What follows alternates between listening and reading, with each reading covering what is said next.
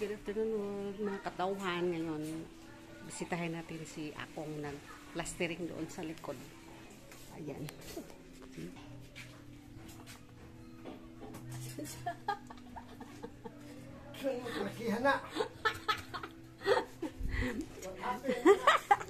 Bisitahin natin. Bisitahin natin si Akong. Ayan. Yan na.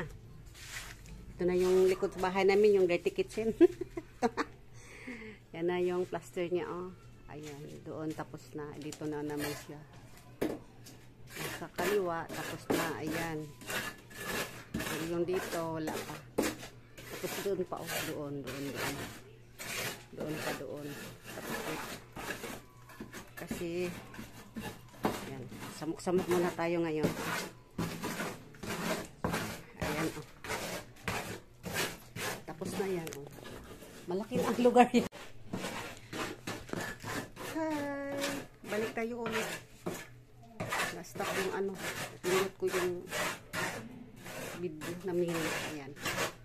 Ang likod sa bahay namin na gawin ko yung dirty kitchen. Tapos ano, temporary.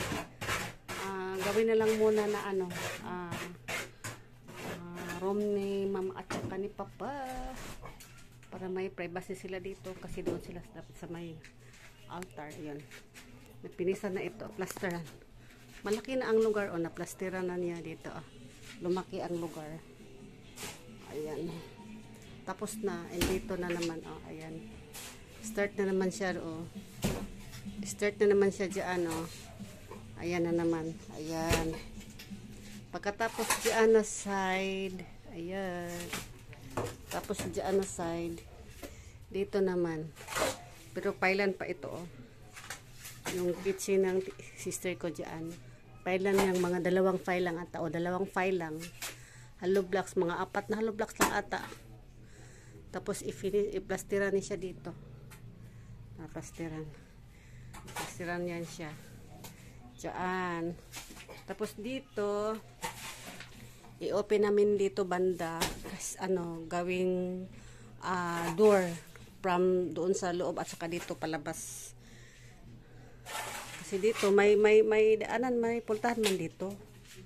Pero diretso yun. Dito, para sila mama, dili na sila mama at saka si papa, hindi na sila lumabas doon. Dito na sa dadaan. Yan. Marami pang trabaho,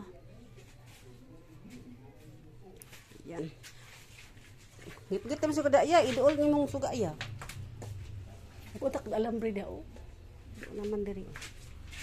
Ayan. Ito niyang loob sa aming ima. Ayan sa loob. Ayan. Tapos dito. Lagyan ng ano doon. Door. Ayan dito na.